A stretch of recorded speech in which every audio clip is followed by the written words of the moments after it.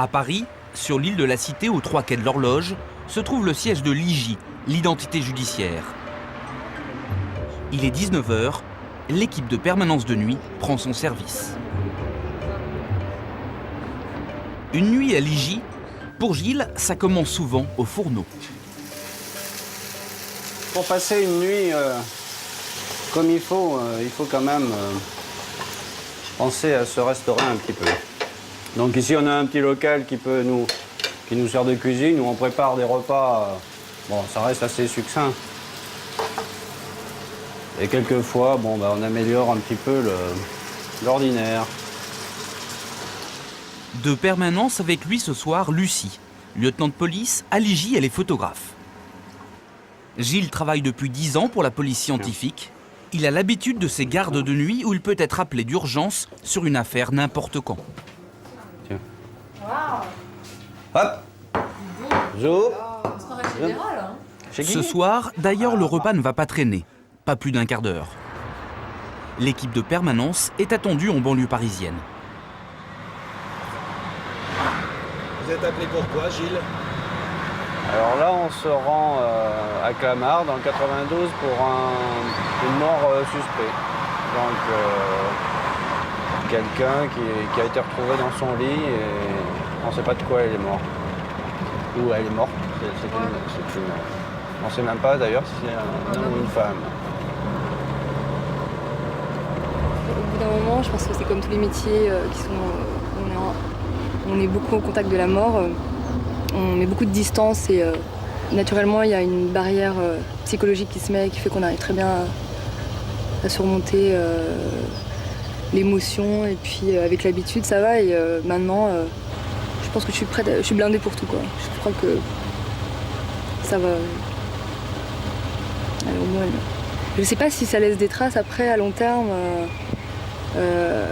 Moi j'ai l'impression qu'il n'y aura pas de retour de coup de bâton, quoi, de retour de médaille, mais bon, on ne sait pas. Mais pour l'instant, moi je le gère très bien, je suis bien dans ma peau et vraiment il y a une coupure dès que j'ai quitté le travail, je pense plus du tout à ça, je suis dans la vie. L'équipe de l'IJ arrive sur place moins d'une demi-heure après avoir été appelée. Ils sont attendus car le cadavre d'une femme a été découvert dans son lit. Ils doivent recueillir tous les indices avant même que le corps ne soit enlevé. Ce qui frappe en arrivant sur le palier, l'odeur insupportable qui s'échappe de l'appartement. Le premier réflexe de Lucie avant d'entrer, c'est d'emprunter à un des policiers une pommade qui s'avère bien utile. Je dis que c'est un médicament, c'est une pommade pour le nez et ça permet de ne pas sentir l'odeur parce que l'atténuer parce que la personne est apparemment décédée depuis un petit moment. Voilà, on va aller voir. L'odeur ne laisse pas planer le moindre doute, la mort n'est pas récente. Gilles et son équipe vont maintenant passer l'appartement au peigne fin, à la recherche du moindre élément qui permette de comprendre ce qui s'est passé. Et là, il n'y a pas de verre, pas de bouche. On va commencer alors. Au départ, les premiers intervenants ne savent pas de quoi la personne est morte. Donc ils n'osent pas toucher le corps, ils n'osent pas le retourner pour voir éventuellement s'il y avait un couteau dans le dos ou une trace ou des traces de coups manifestes ou des coupures ou des balles, des impacts. Donc on ne sait pas. Dans un premier temps, on va faire figer les lieux. Voilà. Lucie va s'occuper de ça avec la photographie. On va avoir un peu de mal d'ailleurs parce qu'il n'y a pas de lumière du tout. Il faut utiliser les indices qu'on a. Là, dans un premier temps, visuellement, parce que le corps n'est pas joli, donc on ne voit pas grand-chose par rapport au corps qui commence à être putréfié. Et donc il va falloir qu'on s'arrange autrement pour prendre des indices. Maintenant, il s'agit de savoir de quoi elle est morte.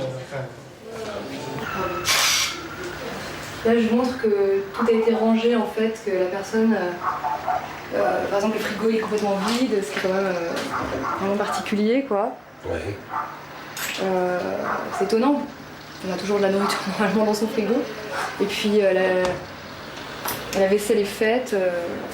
Enfin, attention, on ne peut pas tirer de conclusion, mais comme quelqu'un qui se prépare, qui a tout nettoyé son appartement avant de partir, quoi. Donc, en plus, tout était fermé, notamment l'intérieur. On pourrait penser à un suicide, mais bon, bien sûr, c'est pas du tout sûr. Hein, mais ça fait penser à ça, quoi. On verra bien. Autre indice, la victime n'a pas relevé son courrier depuis plusieurs semaines. Je vais percer les trucs On a là. marre de répondre au courrier. Ouais, mais elle va pas le chercher du tout. Dans la boîte à lettres. Bah, c'est parce qu'elle veut plus sortir. On prend toujours en photo les toilettes, l'intérieur des toilettes, parce que c'est vraiment une mine, une source d'information, quoi. Et là, par exemple, on voit qu'il y a comme un dépôt, les toilettes sont vides, et on pourrait croire que c'est peut-être du vomi, je sais pas. Ce qui voudrait dire que les toilettes n'ont pas servi depuis plusieurs jours, Ouais, voire plusieurs semaines. oui. Ouais, voilà. Pour savoir précisément à quand remonte la mort, ils ont une méthode imparable. Il y en a pas d'autres. Recueillir des pupes. Ce sont les petites larves de mouches qui se développent sur les cadavres. Quand même, hein. Photographier les pieds, elle est pas super décomposée. Non. Je vais chercher en général les médicaments. Mais encore faut-il en trouver, et des vivantes, condition indispensable pour pouvoir les analyser.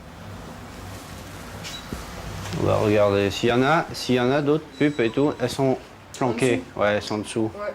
Tu peux faire venir le médecin qu'on bouge là. Qui est l'endroit où j'ai prise. Le médecin, en déplaçant les couvertures, va involontairement leur venir en aide. Attendez. Ah, il y en a. C'est bon qu'on a trouvé? Ouais, il y en a 3 là. Elles sont tombées. 3 pupes s'échappent de la literie et elles sont vivantes. Elles sont même. L'indice est précieux pour l'enquête. Vous les avez trouvées où? En secouant les couvertures. Ouais. Gilles va les recueillir consciencieusement. L'analyse en laboratoire de leur stade d'évolution va permettre de définir, au jour près, la date de la mort. Ouais. Voilà. Simplement.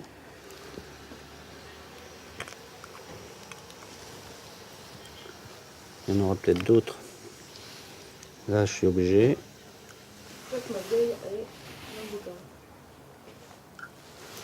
Voilà. On a prélevé des pupes vivantes, puisque nos collègues gendarmes à Rosny-sous-Bois ont un département d'entomologie très élaboré, quoi. Ils élèvent les pupes vivantes jusqu'à leur transformation en mouche. Et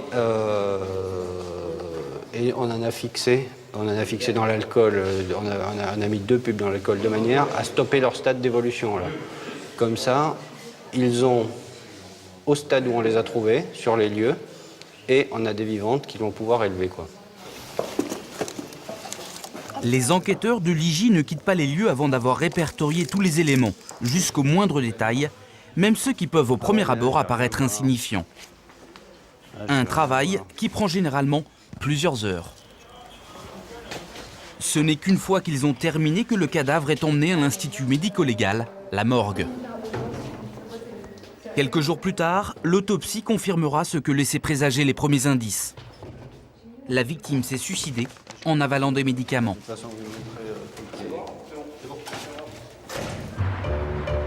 À la tête de l'identité judiciaire de Paris, le commissaire divisionnaire Richard Marlet. Il dirige un service de 190 personnes. Des policiers, des techniciens chargés de recueillir et d'analyser tous les indices qui vont permettre de résoudre des enquêtes policières. C'est par exemple dans cette salle que sont visionnées les bandes des vidéosurveillance. Là par exemple, les policiers travaillent sur une attaque à main armée qui a eu lieu dans un supermarché de banlieue. Les 2 braqueurs sont cagoulés, mais cela n'empêche pas les enquêteurs de recenser tous les détails qui peuvent les trahir. Sont-ils gauchers ou droitiers? Quels habits portent-ils? Tout y passe, leur taille, leur démarche, leur corpulence. Que ce soit à l'aide d'une vidéo ou en analysant une scène de crime, c'est bien souvent grâce à ce travail de fourmi des policiers de l'IJ que sont identifiés les auteurs de nombreux crimes et délits. La police judiciaire, son métier, sa mission, c'est de constater les infractions, d'en rassembler les preuves et d'en identifier les auteurs. Bon, et ben l'identité judiciaire ne fait que ça. Elle fait des constatations, mais avec un appareil photo et puis des plans. Elle recherche des preuves avec des illuminateurs, des lasers, tout ce qu'on peut imaginer, et elle essaye d'identifier les auteurs avec ses fichiers. Quelques jours plus tard, nous retrouvons Gilles et son équipe. Et les collègues, J'aurais pas ces paluches. les collègues partent en même temps que nous. Cette fois-ci, de permanence de jour, ils viennent d'être appelés sur une nouvelle affaire. D'accord. Il s'agit d'une tentative d'extorsion de fonds avec violence qui a eu lieu la veille au soir. On va dans un hôtel pour une tentative d'extorsion. Quelques photos, quelques paluches. Écoute, là, à midi et demi, 1h. À 1h30, on est là. C'est dans cet hôtel parisien, près de la porte de Versailles, qu'a eu lieu l'agression. Sur place, l'officier de police judiciaire chargé de mener l'enquête les attend pour leur donner les premiers éléments connus sur cette histoire. Il s'agit d'une tentative d'enlèvement ou d'extorsion, donc un individu qui aurait donné rendez-vous à un de ses amis durant la nuit. Nous sommes dans un hôtel où il louait une chambre. Et en fait, d'amis qui est arrivé, ils sont arrivés à plusieurs et ils ont essayé de l'enlever. Donc on va aller voir sur les lieux. On est en train de prendre quelques renseignements et on va aller voir sur les lieux dans la chambre si on peut exploiter des indices et relever quelques traces. Un rendez-vous dans une chambre d'hôtel qui tourne au guet-apens. La victime s'est retrouvée face à des hommes masqués qui l'ont sévèrement frappée. Elle a finalement réussi à s'échapper alors qu'ils essayaient de l'enlever. Par contre, la victime serait descendue du premier jusqu'au parking en prenant cet ascenseur. À quel étage ? Pour les policiers de l'IJ, il s'agit maintenant de trouver les indices que les agresseurs ont pu laisser par imprudence sur les lieux de l'agression. C'est dans cette chambre que tout s'est passé. Gilles va d'abord inspecter rapidement toutes les pièces sans rien toucher. Lucie, quant à elle, va mitrailler chaque recoin de la chambre, une trentaine de clichés, pour figer les lieux tels qu'ils ont été découverts. Ensuite, elle laisse la place à Gilles qui va traquer les empreintes, en commençant par la salle de bain, où une personne semble avoir pris une douche. Rien ne lui échappe. T'as vu, Lucie ? Hein ? Une trace, là. Ouais, bien sûr. Tu l'as vu ? Ah non, celle-là, je l'avais pas vue. Je crois que tu me parlais d'une trace que tu avais photographiée, tu avais révélée. Bah, c'est au plus. Ouais, je vais chercher mon scotch. En fait, quand on arrive sur un homicide, le premier qui travaille tout de suite, c'est le photographe. Il faut figer les objets tels qu'ils sont tout de suite. Après, intervient la personne qui révèle les traces, et elle intervient après moi parce que la révélation des traces abîme, laisse des traces noires, donc la scène elle est plus comme on l'a trouvée au départ. Ils ont dû boire, hein, donc ils ont peut-être emmené après, il y a de l'humidité. Et là, alors là, on a une superbe trace, un pouce magnifique. Là, on le voit même en rasance, comme ça. Tiens, tu vois, regarde. Si tu te mets là, si tu t'accroupis, et là, ça, c'est un truc d'école. Hein. Donc, il y a des grosses traces de doigts. Et là, il y a du doigt, là, il y a du doigt. À cet instant, Gilles est sûr de son coup. Les traces devraient parler. Plusieurs personnes se sont installées autour de cette table et ont laissé des marques de doigts sur le plateau de verre. Des indices si évidents que c'est pour lui presque une formalité de les débusquer. Bon, mais moi, j'ai été élevé à la campagne. Et puis, notre sport national, dans mon Limousin natal, c'est la recherche des champignons dans les bois. Et on est un peu dressé comme ça, là-bas. Et j'aime bien jeter un petit coup d'œil sur tout ce qui se passe. Et avec les jeux de lumière, en rasance, on voit rapidement sur des surfaces très faciles comme celle-là ce qui se passe sur les verres, les carreaux, les faïences. Il y a quand même des supports qui sont quand même plus sympas à exploiter pour nous que d'autres. Mais Gilles ne cherche pas au hasard. Faut quand même un peu chercher. Faut s'imaginer un peu ce qui s'est passé dans les lieux. C'est pour ça qu'on lit un petit peu quand on peut les comptes rendus, les procès-verbaux, et qu'on se fait expliquer ou par la victime quand elle est là, ou par le service enquêteur, ce qui a pu se passer, quoi. Hein. Donc eux nous disent et savent très bien qui a fait quoi. Donc ils nous orientent. Et après, nous, en fonction des supports, en fonction des poudres dont on dispose ou d'autres moyens chimiques, on arrive à relever, à faire des relevés quand il y a des traces. Bon. Donc on fait un petit dessin pour matérialiser juste l'endroit sur lequel on trouve nos traces, puisqu'après on va faire un dessin beaucoup plus propre à l'ordinateur. Mais là, ça nous donne l'indication des traces. La récolte est bonne pour Gilles.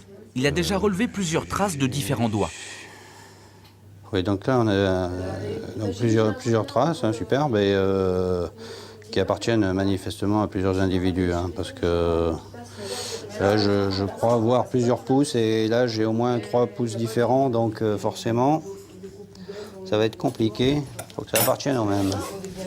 Gilles va continuer à examiner toutes les pièces pour être sûr qu'aucune trace ne lui La échappe. table, c'est mouillé, et les pieds des verres sont secs. Hein. À mon avis,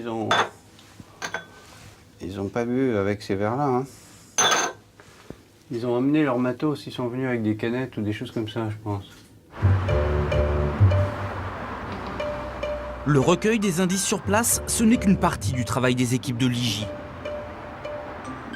Après chaque mission, les photographes comme Lucie déposent leur pellicule dans ce service.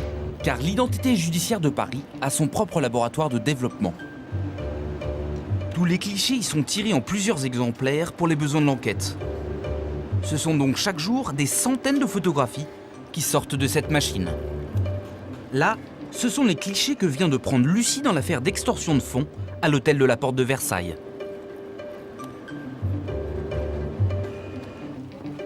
Quand l'homme du laboratoire vient les remettre à Lucie, commence pour elle un travail fastidieux. Bon, attends, je vais les mettre là-bas. Elle n'a pas le droit à l'erreur, car elle est chargée de constituer un album précis destiné à offrir aux enquêteurs et aux juges d'instruction une vision très précise des lieux de l'agression. Ok. Alors, elle doit trier chaque photo, les numéroter et les annoter.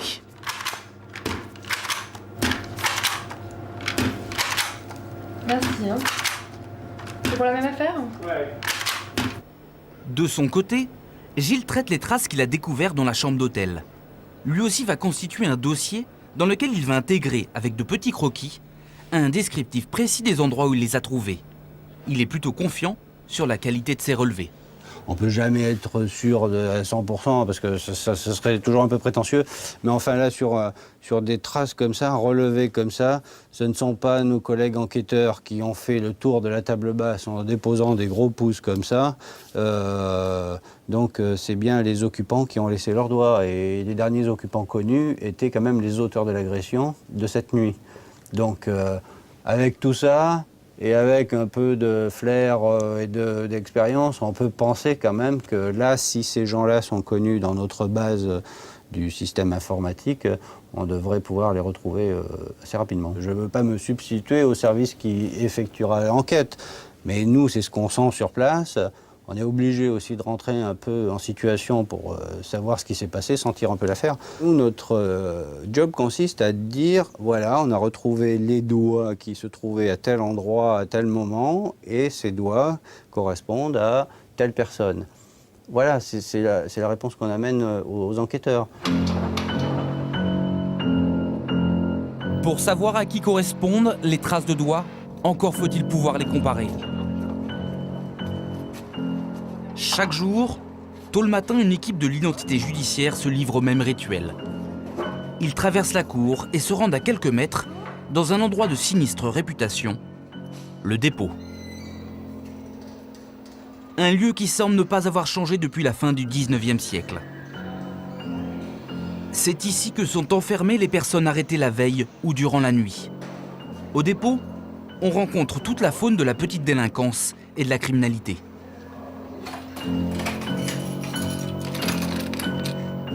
Les interpellés du jour vont tous, sans exception, devoir passer devant l'équipe de l'identité judiciaire.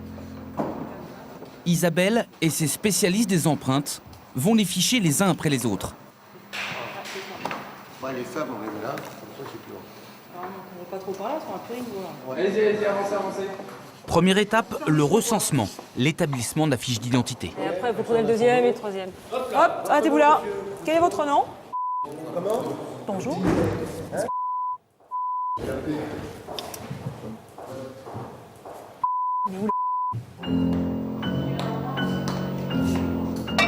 Puis ensuite, c'est ce qu'on appelle la séance de paluchage.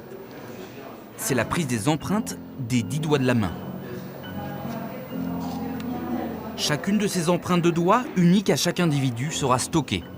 Elles rejoindront tout le fichier central de l'identité judiciaire.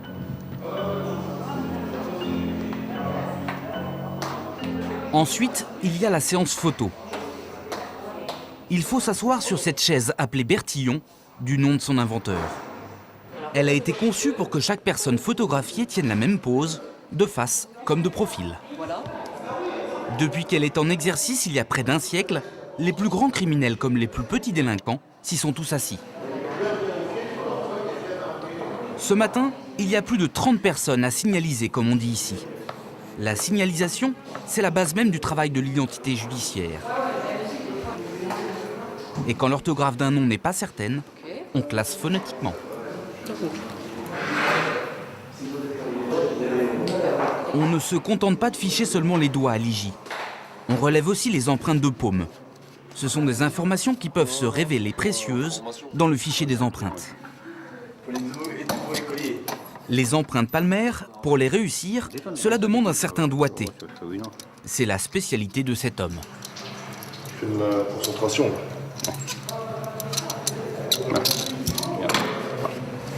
Les doigts joints, le pouce écarté et la main molle. Alors là, détendue. Doucement. Oh non, on va prendre un télo. Ouais, c'est la carte autoroutière. Oui. Bah, des fois, il y en a qui se posent la question de savoir si je suis policier ou... Technicien. Ah, oui, oui. Avec ma blouse blanche, des fois, il y en a qui me prennent pour un docteur, qui me demandent des médicaments.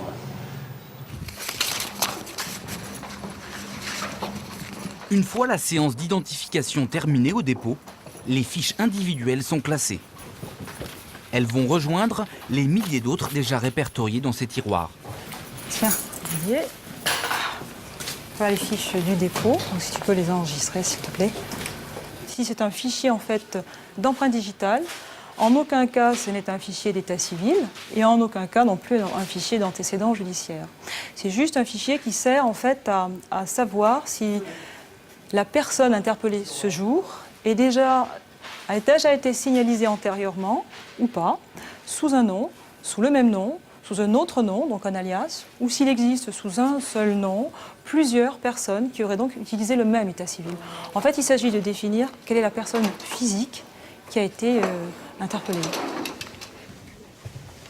Retour sur Gilles. Il va maintenant essayer d'identifier les auteurs des traces de doigts qu'il a recueillies dans la chambre d'hôtel.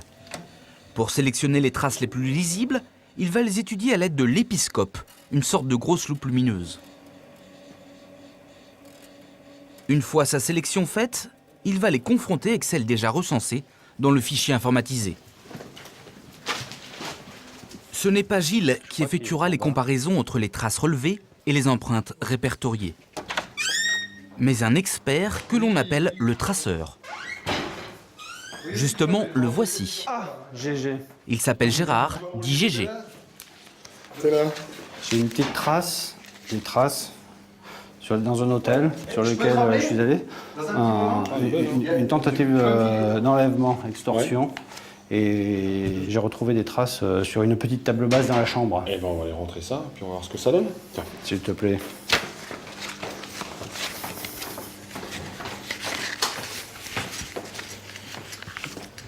GG est un des plus anciens traceurs de l'identité judiciaire à Paris. Durant de nombreuses années, comme Gilles, il a traqué les indices sur les scènes de crime. Aujourd'hui, il poursuit leurs propriétaires dans les fichiers. Premier coup d'œil sur ces fameuses traces. Normalement, elles sont belles. Ça dit quelques banques, ça. Ouais, c'est dans l'ordre, tout est dans l'ordre. On va la scanner. Les clichés de Gilles sont scannés par l'ordinateur. Ils seront comparés à toutes les empreintes répertoriées par la mémoire de l'unité centrale du superfichier de l'identité judiciaire. Alors, selon moi... Mais avant, les deux hommes sélectionnent les clichés de traces à étudier pour éviter d'envoyer deux fois la même. Là, je sais pas. Par contre, là, simplement, j'ai vu que c'était les mêmes. Hein. Ouais, c'est les deux mêmes, ouais. On va les mettre en... À l'épiscope, j'ai regardé, ce sont les deux Une mêmes. fois la recherche lancée, le système donne sa réponse en 4 heures maximum. Un petit peu plus droite. Dans ce fichier, il y a tout de même 2 millions d'individus recensés. Une configuration de pouce gauche. Enfin, c'est gros, en tout cas. Il y a des surfaces, mais... Forme de S, caractéristique ouais. de la main gauche. Ouais. Je lui dis d'ici à peu près 1 heure ou 2, on va avoir une réponse. Ça serait bien si ça sort comme ça. Ça serait du direct live. Faut-il qu'il soit connu, hein? Faut-il qu'il soit dans la base, ouais, c'est sûr. Enfin, on a quand même 2 millions, on a bien dedans quand même. Moins d'une heure après, verdict. L'homme qui a laissé ses empreintes dans la chambre d'hôtel est-il connu des services de police? Donc on va aller voir ça, voilà, elle est revenue, elle est là, elle est en file d'attente. Donc on va avoir dans la fenêtre de gauche ce qu'on a rentré tout à l'heure, la trace qui a été relevée par Gilles, qui a été relevée sur les lieux. Et dans la fenêtre de droite, on va faire défiler les différents candidats que nous propose la machine. Elle nous fait un énorme tri, puisque je vous dis 2 millions d'individus, donc multiplié par 10 doigts, ça fait 20 millions d'images. Et sur 20 millions d'images, elle va nous en ramener 25 à l'écran. Et là s'arrête son travail. À nous, après, de faire défiler ces 25 images et de se prononcer sur l'identification ou la non-identification.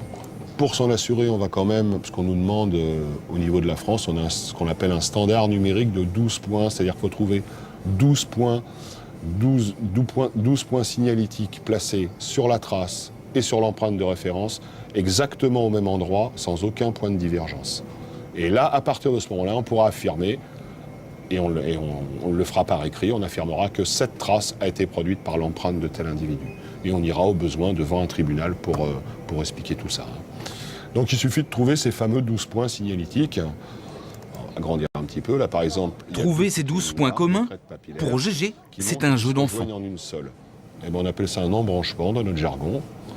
Et de l'autre côté, on a les deux mêmes petites lignes noires qui montent, et hop, il n'y en a plus qu'une seule qui continue. Donc ça fait le même embranchement. Donc ça nous fait déjà un point de comparaison. Voilà, on va descendre la ligne, là la crête papillaire, en se décalant, on a un petit embranchement, on va descendre la ligne et on a le même petit embranchement ici à droite. On va compter 1, 2, 3, 4, 5 crêtes, 1, 2, 3, 4, 5 crêtes, on a encore un embranchement, on repasse une ligne, on a encore un embranchement. Bon bah là il n'y a pas de souci, on est arrivé à, on a même 13 points, parce que c'est bien lui, donc on va pouvoir, on va imprimer tout ça. Puisque ça va faire partie du dossier d'identification.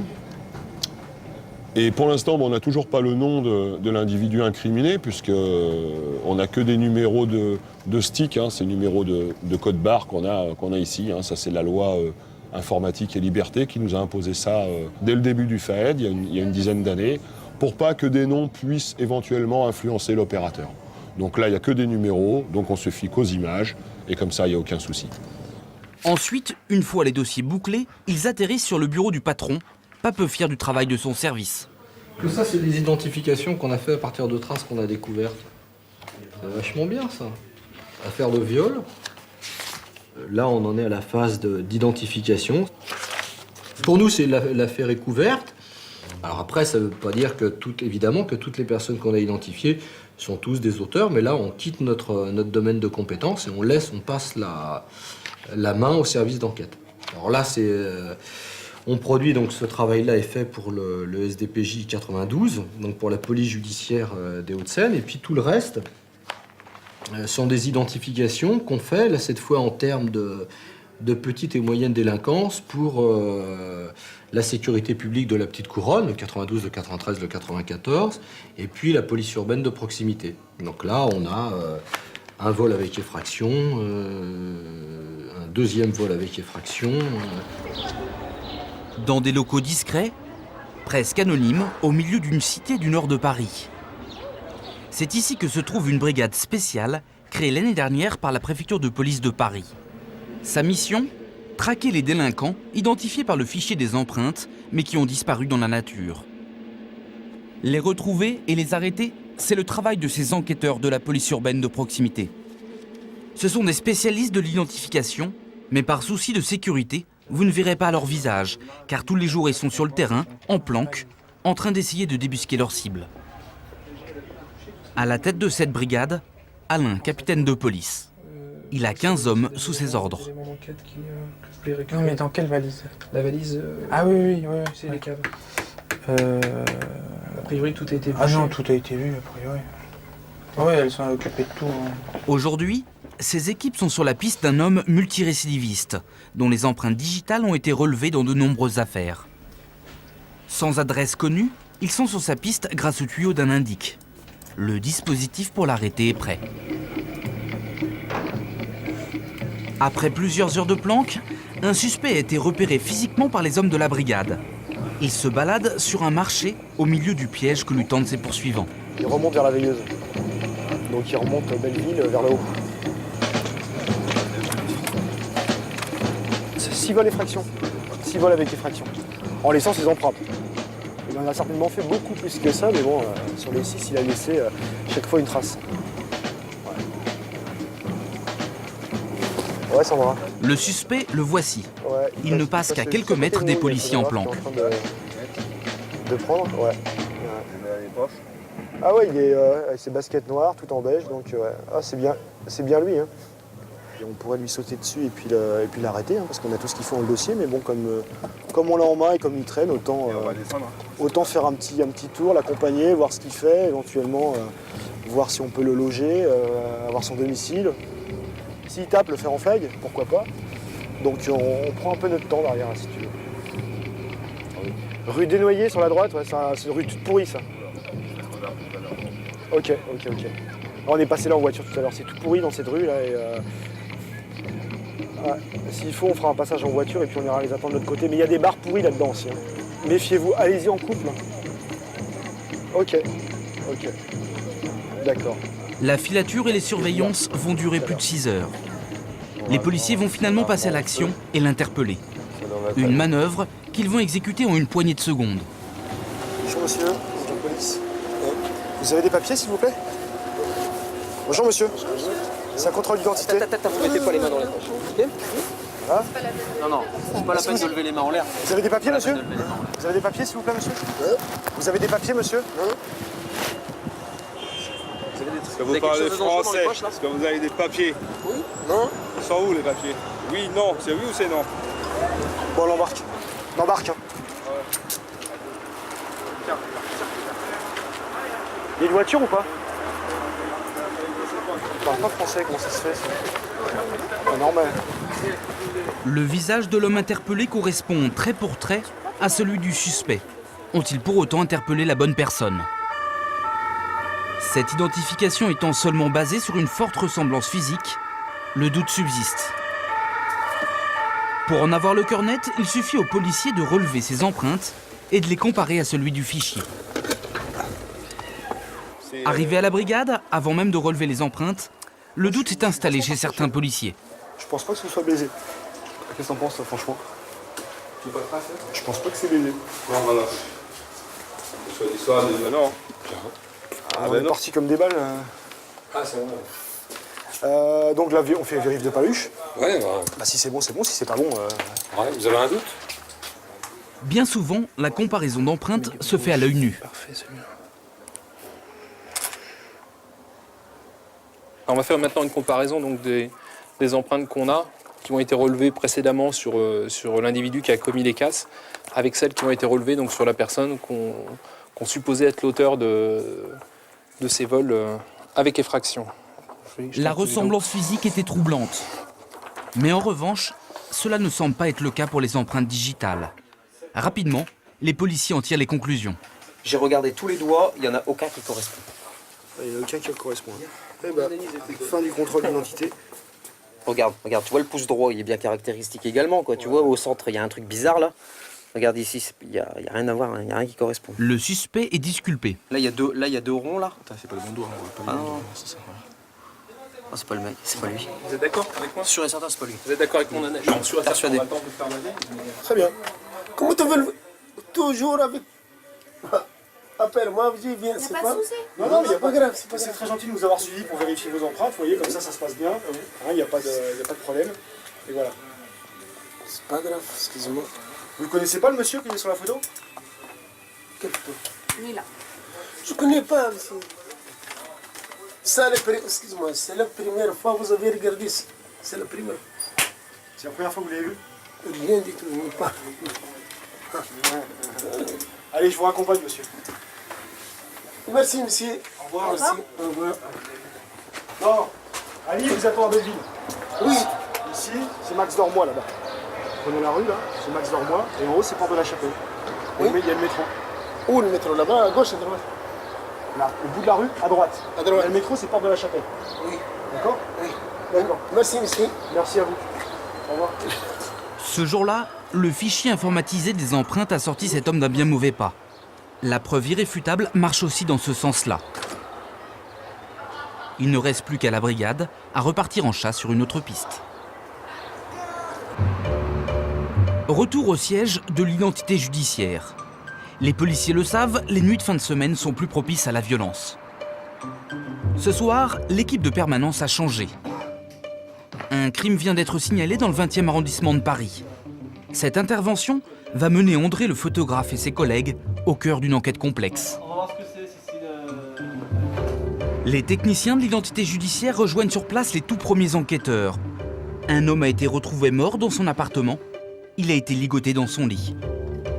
Pas de traces d'effraction, mais pourtant la victime n'a visiblement pas passé la soirée seule. C'est un policier de l'arrondissement qui donne les premiers éléments de l'enquête aux spécialistes de l'IJ. Donc il y a une recherche qui a été faite au niveau des clés et il n'a pas retrouvé les clés à l'intérieur, ce qui laisse à penser qu'une personne est sortie après que celle-ci soit décédée et fermé la porte à clé. Il y a d'autres éléments qui ont disparu, qui semblent avoir disparu, qui sont les cartes de paiement, le téléphone portable, alors qu'il y a ici un chargeur, et il n'y a pas le téléphone portable. Et ça, la famille le confirme? Les amis. Ah, les amis. Il habitait seul. Il habitait seul. Ok. D'accord. Qui est rentré sur les lieux? Vous? Donc les pompiers. Enfin, d'abord les 4 personnes qui sont là, qui ont découvert le corps, les pompiers. Première déduction des policiers, la victime connaissait sans doute son assassin. Il y a l'ordinateur portable qui a disparu. Sans trace d'effraction, cette affaire d'homicide en est d'autant plus compliquée. Elle va nécessiter de lourdes investigations. C'est le procédurier qui est en train de regarder les éléments pour voir si c'est la crime qui prend l'affaire ou si ça reste à la DPJ. On attend. De toute façon, que ce soit la DPJ ou la crime qui soit saisie, nous on va faire une partie de l'affaire, c'est sûr. Sur une affaire d'homicide comme celle-ci, les policiers de l'IJ ne doivent négliger aucun détail. André, le photographe, va réaliser ce qu'on appelle le cheminement. C'est-à-dire qu'il va photographier sous tous les angles les lieux. Il va prendre la façade de l'immeuble, mais aussi le hall d'entrée, le couloir, tout y passe. Il va bien sûr ensuite se focaliser sur l'intérieur de l'appartement, là où se trouve le cadavre et les indices. Comme ce morceau de tissu qui semble avoir servi de lien. De retour au bureau, André indique par des flèches sur les photos tous les indices trouvés. Une flèche pour indiquer donc le chèque et flèche 2, les liens ayant servi à ligoter la victime ou... ouais, ça c'est bon. Je vais donner le numéro de téléphone. Cet album est bien sûr destiné aux policiers chargés de l'enquête et aux juges d'instruction, mais aussi aux jurés d'assises qui auront peut-être à se prononcer sur ce dossier. C'est la prestigieuse brigade criminelle qui récupère l'affaire. Mais elle a besoin de s'appuyer sur tout le savoir-faire de l'identité judiciaire. Les vieilles techniques de relevé d'empreintes digitales ne suffisent plus. Il s'agit de passer à la vitesse supérieure pour rechercher des traces d'ADN. L'IJ, pour de telles affaires, a recours aux dernières technologies de pointe et fait appel à la brigade du Crimscope. Le Crimscope, c'est cet étrange appareil qui permet de découvrir, grâce à des rayons laser, la moindre trace qui n'est pas visible à l'œil nu. Les deux jeunes techniciennes qui finissent de s'équiper, Natacha et Aurore, sont obligées de se protéger les yeux. Car cette lumière bleue dégagée par l'appareil est dangereuse pour la vue. Avec leurs faisceaux lumineux, elles sont à la recherche de toute trace de sang, de sperme et de salive. Tout ce qui permet de détecter de l'ADN. Elles vont inspecter toute la literie, centimètre carré par centimètre carré. Ouais. Elles ont déjà trouvé des traces invisibles à l'œil nu. Elles les montrent à l'officier de la crime qui les accompagne. Ça c'est quoi ça? Bah sûrement du sperme. Ça on voit pas à l'œil nu. On le voit pas à l'œil nu, il apparaît que comme ça. Donc, ouais. Et ça, je sais pas si c'est ancien. Ah non, ça on peut pas savoir. Et si un individu nie avoir fréquenté tel ou tel lieu, on retrouve son ADN sur les lieux de l'infraction. Bon, c'est quand même un élément important. Tant qu'on est là, on peut Tout l'appartement va y passer, même la poubelle. À l'intérieur, elles y trouvent d'ailleurs un papier essuie-tout, maculé de taches suspectes. Bon, on embarque, hein.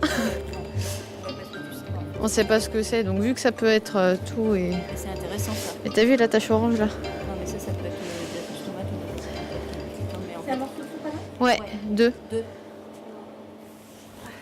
Elles vont même emporter les draps, saisis pour des analyses plus poussées. Ça part pour le labo bio pour voir ce que ça peut être, parce qu'on a trouvé des taches qui fluorescent, donc on envoie ça au labo. Tout ce qui a été touché par la victime et ses éventuels visiteurs est répertorié, photographié. Il y a les bouteilles de vin. Là. Dans la cuisine, des couverts sont saisis. La brigade criminelle est persuadée que la victime a passé sa dernière soirée en compagnie de son agresseur. Ils ont peut-être dîné ensemble. Ensuite, les deux jeunes femmes vont inspecter la chambre à la recherche des traces laissées par le criminel. Oh, c'est génial de faire ça, parce qu'on passe tout au crible fin et tout. C'est une bonne chose. Genre d'affaire qu'on aime bien quand même. Merveilleux. Si elle vient pas avec moi, celle-là, c'est que franchement, elle était pas faite pour ça. Non, mais c'est pas possible qu'elle vienne pas. C'est impossible. Elle est magnifique. Elle est magnifique. Je vais chercher. Les techniciennes viennent de découvrir une trace digitale, un précieux indice, car c'est sur ce lit que le crime semble avoir eu lieu. La victime aurait été attachée au barreau avec le morceau de tissu photographié la veille au soir à cet endroit. Génial. Chambre lien avec le lit. Ouais, sous le lit c'est ok. Le drap c'est ok. L'ordinateur, bah, ça sera la perquise. Poubelle. Maintenant que tout a été entièrement passé au crible, l'appartement est fermé par un scellé.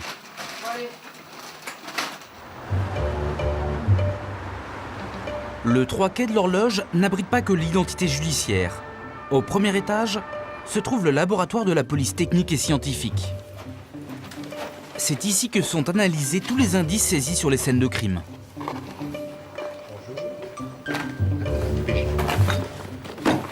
Dépôt de CD, FNEG et comparaison empreinte. C'est un officier de police de la brigade criminelle qui vient déposer les précieuses pièces récupérées dans l'appartement du 20e arrondissement. Pour des recherches éventuelles avec l'ADN de la victime. Voilà. Donc ça, c'est des prélèvements qui ont été faits à l'IMN. Voilà, ça plus au frais. Enfin, les trois, quoi. C'est les derniers, Le 17.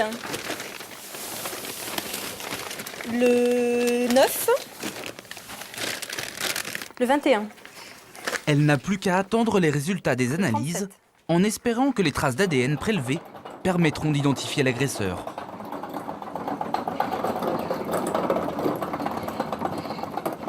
Le scellé numéro 39 en chiffres, on ne va pas l'ouvrir parce que ce sont des prélèvements de traces de contact. Ce sont des scellés qu'on appelle traces de contact, c'est-à-dire des scellés qui vont être très peu chargés en cellules. Donc on préfère les ouvrir vraiment qu'au moment de l'analyse pour ne pas les contaminer, pour ne pas risquer d'avoir des soucis. Dans ces enveloppes, il y a les couverts qui auraient été utilisés par la victime et ceux qui l'accompagnaient le soir de sa mort. Parmi ces pièces, qu'elle manipule avec les plus grandes précautions, il y a bien sûr le morceau de tissu avec lequel la victime a été attachée au barreau de son lit. Ouais, à part ça. Un drap housse. Avant d'entamer les analyses de tous ces scellés, il faut photographier chacun des objets. Aïe.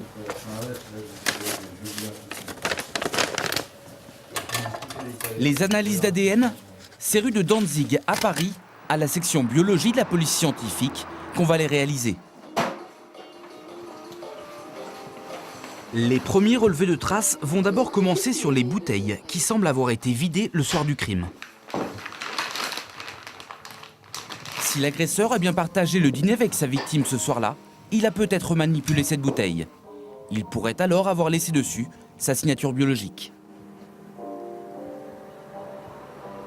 Plus prometteur encore, l'analyse du morceau de tissu. Il risque de faire avancer l'enquête. Car l'agresseur qu'il a utilisé pour attacher la victime a sans doute laissé un peu de sueur sur le tissu. Il suffit de trouver une trace infime pour identifier son ADN. Les enquêteurs attendent beaucoup de cette analyse, même s'il est très difficile d'effectuer des prélèvements sur ce genre de support. Les relevés terminés, les petits morceaux de coton sont enfermés dans ces minuscules éprouvettes. La suite de l'opération, c'est une machine qui va s'en charger.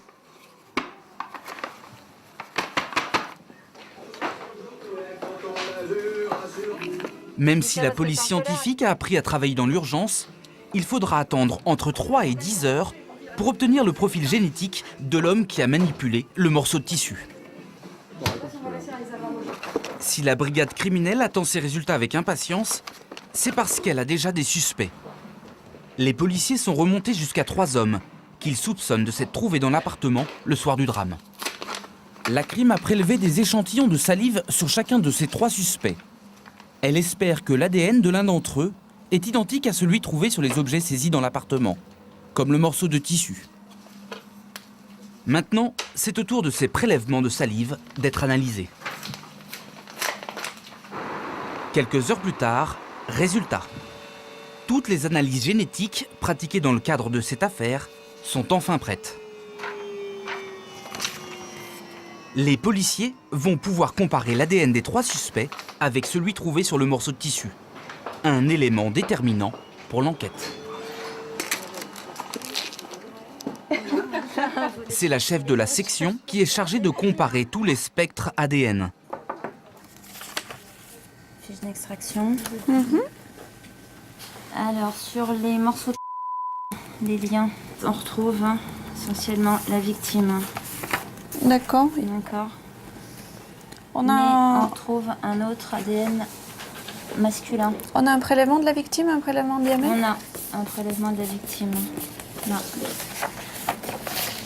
Ça, c'est le fameux prélèvement où on trouve un autre ADN. Exact. Que celui de la victime. Voilà. D'accord. Ok, j'ai tous les spectres. Ben, je vérifie tout ça. Ok. Ok? Ok. Merci.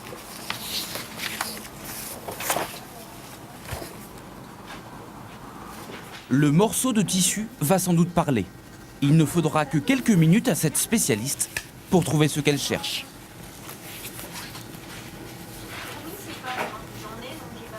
Ben, c'est lui. Ben, les filles, c'est lui. C'est cool, hein? Vous avez bien bossé. On retrouve sur... Souvent, on n'est pas au courant de la suite des événements. Alors, effectivement, c'est frustrant quand c'est un résultat, quand un magistrat ou un service de police prend la peine de nous téléphoner ou de nous donner la suite, on est toujours très content. Néanmoins, on voit aussi passer quand même pas mal d'affaires pas toujours très rigolotes. Et rester, se limiter à notre partie, c'est un petit peu aussi une façon de se protéger. On peut pas vivre ça tout le temps, 1200 dossiers crimes et délits par mois. C'est au final la responsable du service biologie qui se charge elle-même d'annoncer la nouvelle aux enquêteurs et aux juges d'instruction. Ouais. Ben, je sais pas, ou alors il n'aurait pas tiré avec les... Ouais. Je me suis demandé si c'était pas quelque chose comme ça. Et donc, il y avait 3 Gulus, il y avait... et... Voilà. Et ça colle avec... Voilà. Oui, bon, je cherche à joindre madame, s'il vous plaît. Elle est absente. Je suis Sandrine Valade du laboratoire de police scientifique de Paris. Je voulais lui communiquer les résultats sur l'affaire. Vous êtes au courant? Voilà. Donc, je l'ai eu hier pour les résultats sur les scellés. Donc, aujourd'hui, on a profilé 3 individus. C'était pour lui dire que c'était le profil de... Donc, on retrouvait sur le morceau.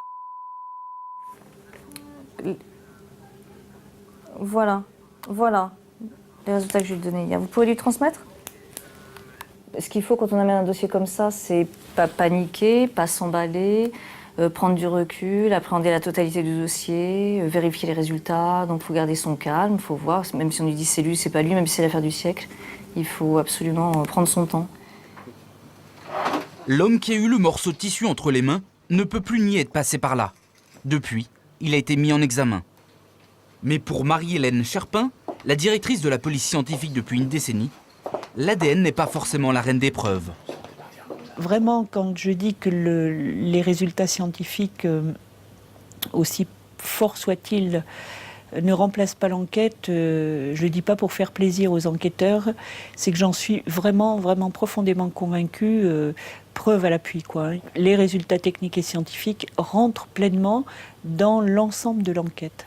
Mais en eux-mêmes, il ne faut pas vouloir leur faire dire plus que ce qu'ils peuvent dire, quoi. Le patron de l'identité judiciaire a d'autres certitudes. Pour lui, l'IJ et toute la police scientifique doivent anticiper de nouvelles méthodes d'investigation. Moi, j'ai vu comme ça la police technique et scientifique réagir. Donc, on crée le fichier automatisé des empreintes digitales un petit peu après les affaires Paulin et Mathurin. Hein. Donc, on trouve beaucoup de traces digitales sur les scènes d'infraction, mais il n'y a pas de fichier national, on ne peut pas les identifier. Bon, c'est quand même ballot. Donc, ça fait quand même quelques dizaines de petites vieilles qui sont assassinées dans des conditions sauvages. Bon, donc on réagit en créant le fichier automatisé des empreintes digitales. Après l'affaire Guy Georges, on réagit en disant il faut élargir le champ d'application du fichier génétique. Et bien, le jour où on sera un petit peu proactif et non pas réactif, à ce moment-là, on aura fait un grand pas. Est-ce qu'on a le téléphone ? Grâce au travail des équipes de l'identité judiciaire de Paris, chaque mois, une centaine d'individus suspectés d'avoir commis un crime ou un délit sont identifiés.